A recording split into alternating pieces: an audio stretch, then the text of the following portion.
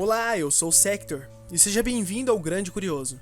No vídeo de hoje, eu vou te contar a história das adolescentes que lutaram contra os nazistas. Mas antes de eu te contar essa história, eu peço para você que gosta de curiosidades e coisas desse tipo, deixar o seu gostei e a sua inscrição caso não seja inscrito. Então, sem mais delongas, que a história comece. A ideologia associada ao partido nazista, ao Estado nazista, foi uma ditadura que deixou marcas de atrocidades no mundo. O nazismo apoiava teorias como a hierarquia racial, sendo que os povos germânicos, chamadas de raça nórdica, eram descritos como os mais puros da raça ariana e eram, portanto, vistos como a raça superior. Não é novidade que as atrocidades cometidas por essa ditadura marcaram o mundo. Em meio a tantos atos monstruosos contra a humanidade, algumas histórias de verdadeiros heróis se destacam. Na Segunda Guerra Mundial, quando estava acontecendo a ocupação nazista na Holanda, 3 adolescentes viraram ferozes combatentes da resistência. Anne Scheft, uma jovem de 19 anos, e as irmãs Truus e Fred Overstegen, de 16 e 14 anos. Foram essas jovens resistentes em 1940. De acordo com a entrevista dada para a antropóloga Alice Jonker para o seu livro Under Fire, Woman in World War II, de 2014, Fred Overstegen disse que foi sua mãe quem a incentivou a fazer bonecas para as crianças que tinham sofrido na Guerra Espanhola. A família das jovens vivia na pobreza, mas isso não as impediu de ajudar quem precisava. Elas receberam refugiados da Alemanha e de Amsterdã, um casal de judeus, uma mãe e um filho, que viviam no sótão da casa delas. E na época da invasão nazista na Holanda, esses refugiados mudaram de lugar.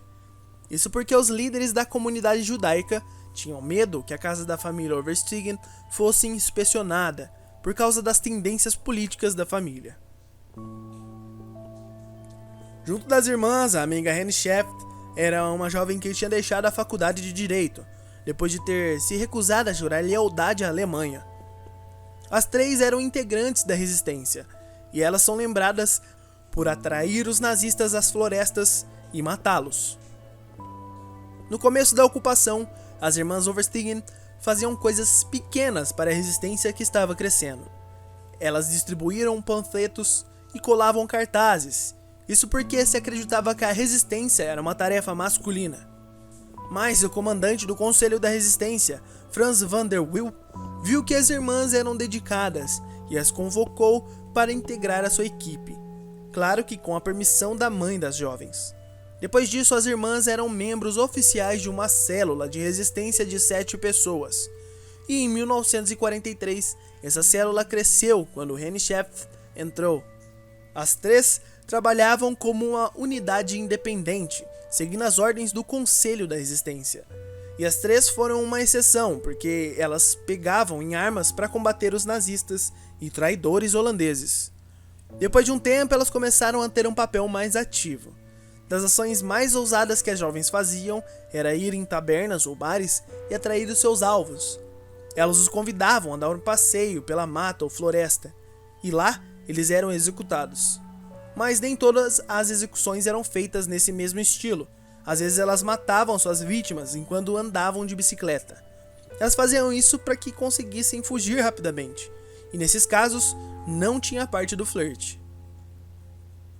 Scheft começou a ser facilmente reconhecida pelos nazistas por causa do seu cabelo ruivo, e no dia 17 de abril de 1945 ela foi capturada e executada aos 24 anos, e 18 dias depois de sua execução, a Holanda foi liberada.